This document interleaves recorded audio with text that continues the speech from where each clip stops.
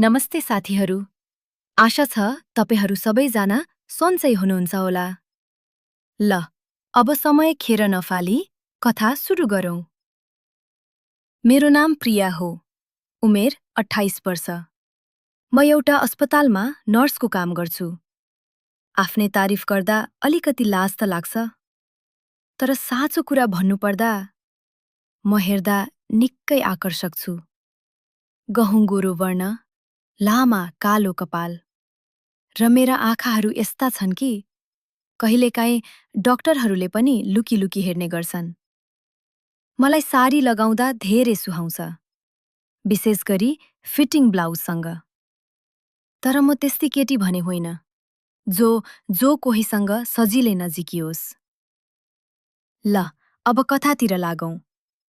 यो कथा हो मैले काम गर्ने त्यही अस्पतालको, जहाँ म विगत 3 वर्षदेखि काम गरिरहेकी छु। अस्पतालको नाम थियो शान्ति मेडिकल सेन्टर। सानो, तर सधैँ व्यस्त रहने अस्पताल। त्यहाँका सिनियर डाक्टर हुनुहुन्थ्यो डाक्टर अजय शर्मा। उमेर 35 वर्ष, अग्लो कद, चस्मा लगाउने र आवाज एकदमै गहिरो। उहाँ बोल्दा धेरै नर्सहरू अत्तालिन्थे, किनकि उहाँको बोल्ने शैलीमा छुट्टै आत्मविश्वास थियो। म उहाँसँग धेरै अघिदेखि काम गरिरहेकी थिएँ, तर हाम्रो वास्तविक कथा सुरु भयो त्यो रातबाट। त्यो रात ड्युटीमा हामी 2 जना मात्रै थियौं। जेनरल वार्डमा जम्मा 3 जना बिरामी थिए। उनीहरू पनि सुतिसकेका थिए। रातिको 11:40 भएको थियो।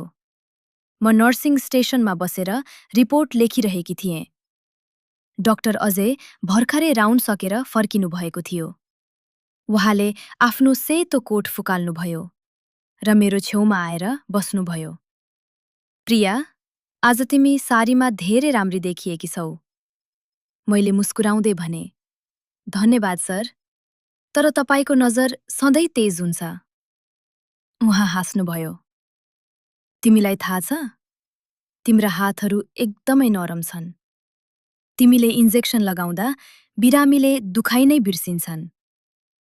मैले लजाउँदै शिर निहुराए, तर भित्रभित्रै एउटा अनौठो खुसी महसुस भइरहेको थियो। त्यो रात हामी धेरै बेरसम्म कुरा गरिरह्यौं। साना साना कुरा, तर हरेक शब्दभित्र एउटा अर्कै भावना लुकेको जस्तो लाग्थ्यो। डाक्टर अजयले अचानक सोध्नुभयो, प्रिया, तिमीलाई कहिल्यै यस्तो लाग्दैन हाम्रो ड्युटी सँगै पर्दा यति रमाइलो किन हुन्छ? मैले हल्का मुस्कुराउँदै भने, सायद तपाईँ एकदमै राम्रो डाक्टर भएर होला सर। उहाँ मुस्कुराउनुभयो। मैले उहाँको आँखामा हेरेँ र बिस्तारै भने, अनि एकदमै राम्रो मान्छे पनि। त्यसपछिका हप्ताहरूमा हाम्रा कुराकानी झन बढ्दै गए। ब्रेक रुममा चिया पिउँदा, रातिको ड्युटीमा रिपोर्ट चेक गर्दा हामी झन नजिकिँदै गयौं। एक दिन बिहान 7 बजेतिर म स्टेरिलाइजेसन रुममा एक्लै थिएँ। अचानक डाक्टर अजय भित्र आउनुभयो। उहाँले ढोका बन्द गर्नुभयो। सर, केही काम थियो कि? मैले सोधेँ। उहाँले शान्त स्वरमा भन्नुभयो, तिम्रो हातमा भएको त्यो ब्यान्डेज चाहिएको थियो। त्यसपछि उहाँ पछाडि हट्नुभयो, ढोका खोल्नुभयो र बाहिर निस्किनुभयो। म भने त्यही उभिरहेँ। मेरो शरीरभित्र एउटा अनौठो तरङ्ग दौडिरहेको थियो। तर त्यहाँ त्योभन्दा बढी केही भएन। बिस्तारै हाम्रो सम्बन्ध अझ गहिरो हुँदै गयो। एक साँझ हामी अस्पतालको छतमा चिया पिइरहेका थियौं। मौसम निकै चिसो थियो। डाक्टर अजयले आफ्नो ज्याकेट फुकाल्नुभयो र मलाई ओढाइदिनुभयो। मैले मुस्कुराउँदै भने, तपाईको बास्ना एकदम राम्रो छ सर। उहाँ हाँस्नुभयो। तिम्रो पनि त्यो दिन? उहाँले आफ्नो सङ्घर्षको कथा सुनाउनुभयो र मैले पनि मेरो घरको जिम्मेवारीको कुरा गरे। कुरा गर्दै जाँदा उहाँले अचानक सोध्नुभयो, प्रिया, तिमी यति राम्री छौ, तर अझै किन एक्लै छौ? मैले बिस्तारै भने, सायद सही मान्छे नभेटेर होला। उहाँले मेरो आँखामा हेर्दै भन्नुभयो, वाह, सही मान्छे अगाडि नै छ, तर तिमीले देखेकी छैनौ। म लजाएँ र कुरा मोड्न खोज्दै भने, सर, तपाईँ त मुटुको धड्कन सुन्न सक्नुहुन्छ नि, मेरो धड्कनले के भन्दैछ त? उहाँ मुस्कुराउनुभयो, केही भन्न खोज्दैछ, तर डराइरहेको छ। समय बित्दै गयो। एक दिन अस्पतालमा ठूलो मेडिकल क्याम्प थियो।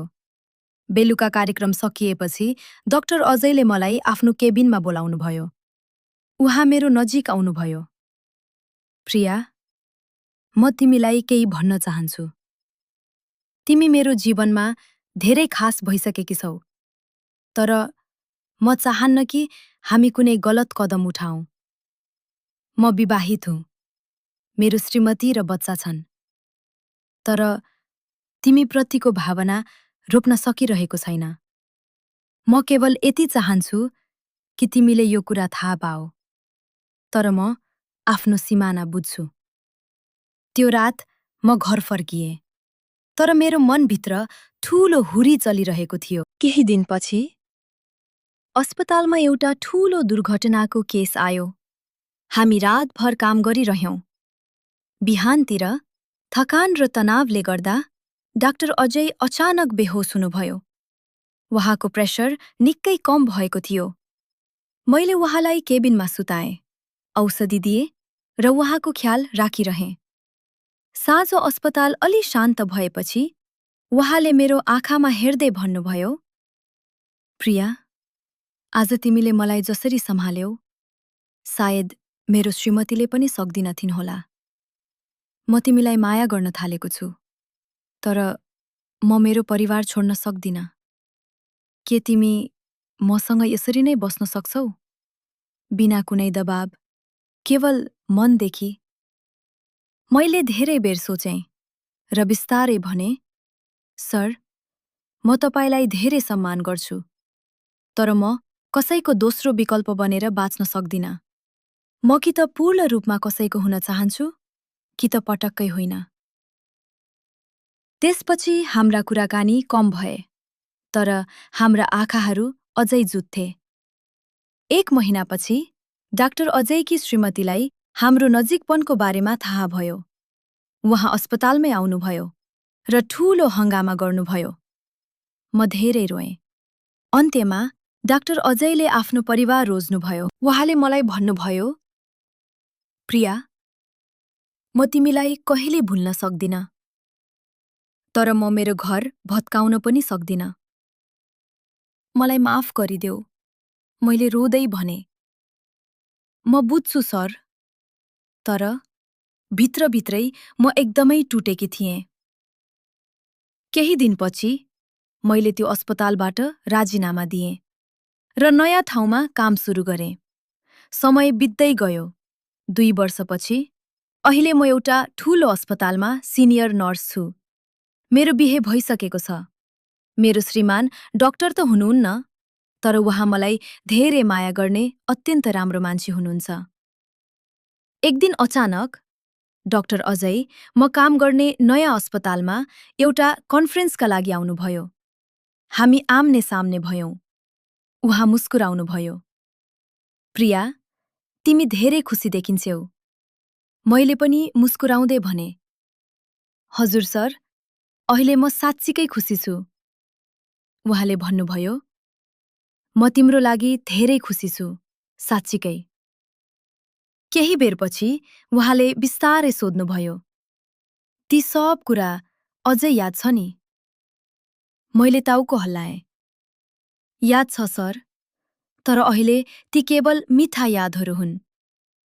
उहाँले हल्का मुस्कुराउँदै भन्नुभयो, तिमीले सही निर्णय लिएकी थियौ प्रिया। मैले पनि। तर कहिलेकाहीँ सोच्छु, यदि ती रातहरू अझ अगाडि बढेका भए, के हुन्थ्यो होला? मैले मुस्कुराउँदै भने, सायद आज हामी यसरी भेट्न सक्दैनथ्यौँ होला सर। सायद दुवैको मनमा पछुतो मात्र हुन्थ्यो। तर आज हाम्रो मनमा कुनै अपराधबोध छैन, केवल मिठा यादहरू छन्। उहाँ खुलेर हाँस्नुभयो। तिमी अझै पनि उस्तै समझदार छौ। त्यसपछि हामीले सँगै चिया पियौं र पुराना साथीहरू जस्तै कुराकानी गर्यौं। कथाको अन्त्य यही हो। कहिलेकाहीँ लाग्छ, माया गर्नका लागि मन मात्रै होइन, समझदारी पनि चाहिन्छ। डाक्टर अजय आज पनि एक राम्रो डाक्टर हुनुहुन्छ, अनि म एक राम्रो नर्स। बस कहिलेकाहीँ पुराना यादहरूले अनुहारमा हल्का मुस्कान ल्याइदिन्छन्। त साथीहरू, कस्तो लाग्यो त यो कथा?